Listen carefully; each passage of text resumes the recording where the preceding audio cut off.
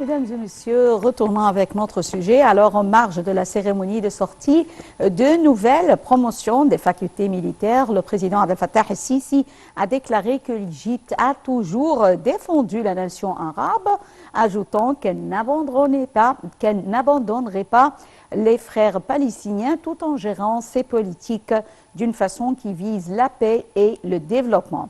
Le chef de l'État a affirmé que l'Égypte est prête à consacrer toutes ses capacités pour une médiation qui aboutit à la paix. Et j'ai le plaisir d'avoir avec moi en ligne le docteur Mostafa Tamem, professeur en sciences politiques, qui va nous jeter la lumière sur les déclarations du président Abdel Fattah el-Sisi. Bonsoir, docteur Mostafa Tamem. Bonsoir à vous. Bonsoir. Jeudi dernier, le chef de l'État a souligné que la sécurité nationale de son pays était sa responsabilité première, notant que l'Égypte accueillait déjà 9 millions d'invités, comme je les appelle, venant de nombreux pays en quête de sécurité et de protection. Comment avez-vous vu cette déclaration faite de la part du président Abdel Fattah el-Sisi? Certainement, cette déclaration est très importante parce que la stabilité de la situation entre les Palestiniens et les Israéliens, c'est très important. Et peut-être l'Égypte a fait beaucoup d'efforts pour avoir la paix entre les deux parties. Et certainement, c'est très important d'avoir une stabilité politique, pas seulement pour l'Égypte, mais pour le Moyen-Orient. Comme vous voyez, on a beaucoup de troubles au Moyen-Orient. Vous voyez qu'est-ce qui est arrivé en Libye, qu'est-ce qui est arrivé en Yémen, qu'est-ce qui est arrivé en Irak, et qu'est-ce que on a en Syrie. Certainement, cette situation aussi peut-être peut déstabiliser la situation politique au Moyen-Orient. Et ça, ce n'est pas au faveur, peut-être pas seulement pour l'Égypte, mais pour les pays arabes. Oui.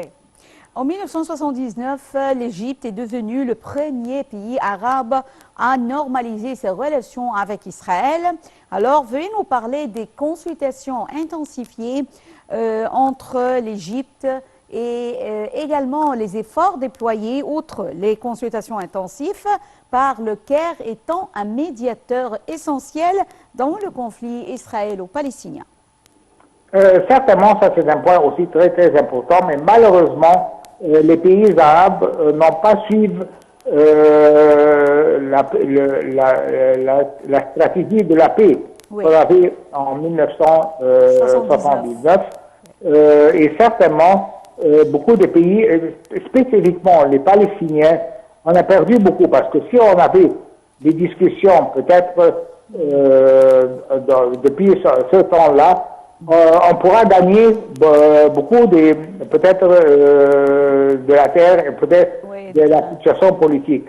Mais certainement, comme je vais vous donner un exemple maintenant, le président Trump maintenant a dit que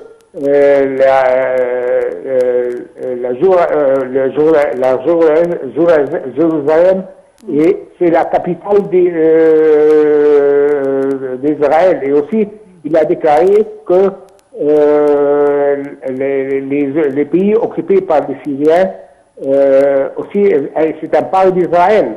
Alors, si vous voyez ici, on n'avait pas atteint la Sinaï, peut-être l'Amérique pourrait donner cette part à Israël aussi, comme elle a donné le Golan et comme elle a donné l'Est de Jérusalem. Alors c'était très important, mais maintenant aussi on a la chance, mais le problème c'est que les Palestiniens sont divisés. Oui. Et ça c'est un problème aussi. Et certainement la unité des Palestiniens c'est très important parce que ça donne une chance à les Israéliens pour prendre une excuse qu'on ne peut pas avoir la paix parce qu'ils sont divisés. Ça, c'est très important. Et l'Égypte fait beaucoup d'efforts. Et peut-être le président Sisi il a invité tous les partis ici palestiniens en Égypte depuis peut-être quelques semaines pour avoir une stratégie unité pour avoir la paix entre les Israéliens et les Palestiniens. Oui, permettez-moi, c'était depuis la première minute de ces frappes. Oui, il a eu des contacts intensifiés avec tous les pays du monde, pas seulement Israël ou la Palestine. Alors, oui, l'Égypte s'est engagée à assurer la livraison d'aide tant médicale qu'humanitaire en cette période difficile, a déclaré le président Abdel Fattah el-Sisi, réitérant la position ferme de son pays ou de l'Égypte plutôt, consistant à garantir les droits légitimes des Palestiniens. Comment avez-vous vu cette déclaration?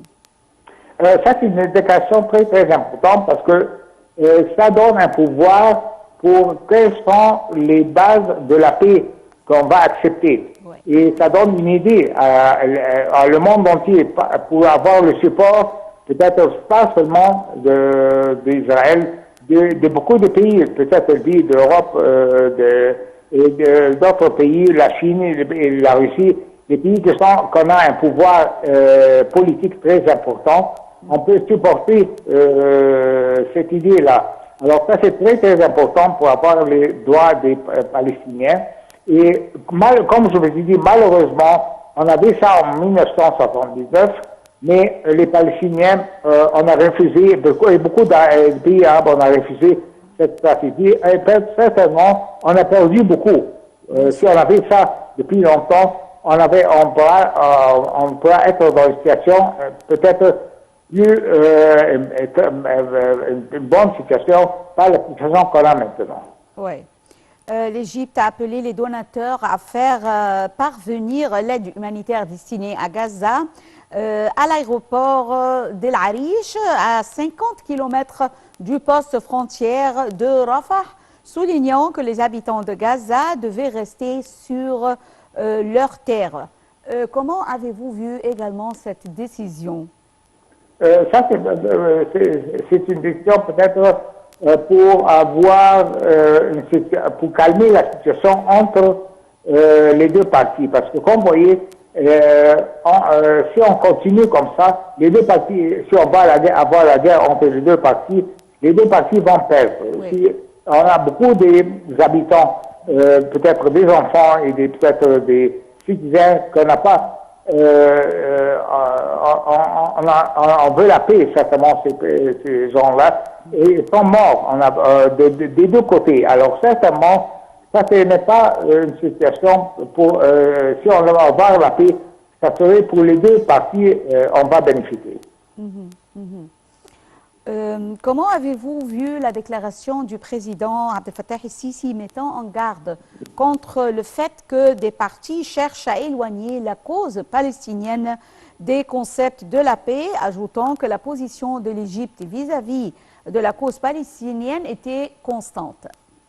Certainement, l'Égypte a refusé ça, parce que certainement, depuis longtemps, depuis peut-être plus de 70 ans, l'Égypte a défendu la situation palestinienne et ça ne va pas changer du tout.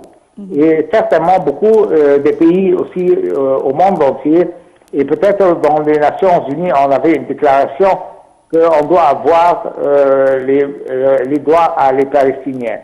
Ça, c'est très, très important et l'Égypte ne va pas changer cette situation. Oui. Le président Abdel Fattah el-Sisi a appelé à faire preuve et de retenue et également il a appelé à la solution à deux États comme une seule position pour parvenir à la paix dans la région du Proche-Orient. Veuillez nous donner plus de détails sur la solution à deux États. Ça, c'est un point très, très important parce que ça, c'est la solution pour le problème. Ouais. Si on va, mais malheureusement, Israël, jusqu'à maintenant, on a refusé cette idée-là.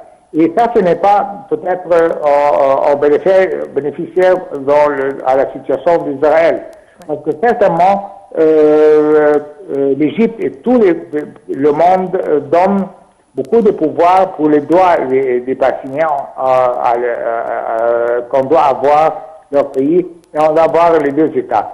Et certes, mais espérons que peut-être Israël va changer leur situation maintenant pour accepter ça. Parce que ça, c'est peut-être le pouvoir pour avoir la paix entre les deux pays. Oui. Le chef de l'État, Abdel Fattah el-Sisi, a eu plusieurs consultations téléphoniques ou même face à face avec plusieurs responsables du monde entier, dont c'était le dernier aujourd'hui avec le président français Emmanuel Macron. Veuillez nous parler de cet entretien. Certainement, ce n'est pas la première fois que le président fait des contacts avec les pays pour avoir leur support. Peut-être on avait beaucoup d'efforts, l'Égypte avait beaucoup d'efforts, on avait une conférence, comme je l'ai dit, entre les Palestiniens et peut-être on avait beaucoup de contacts aussi avec Israël et avec les Palestiniens pour calmer la situation. L'Égypte avait beaucoup de contacts avec tous les partis qui sont peut-être involvés dans cette situation-là, pour calmer la situation et avoir la paix entre les Israéliens et les Palestiniens. Alors, peut-être que ce n'était pas le premier pas, on avait beaucoup d'efforts au passé dans ce domaine-là. Oui. Je tiens à vous remercier infiniment, Dr Mostafa Tamem, professeur en sciences politiques, pour ces explications.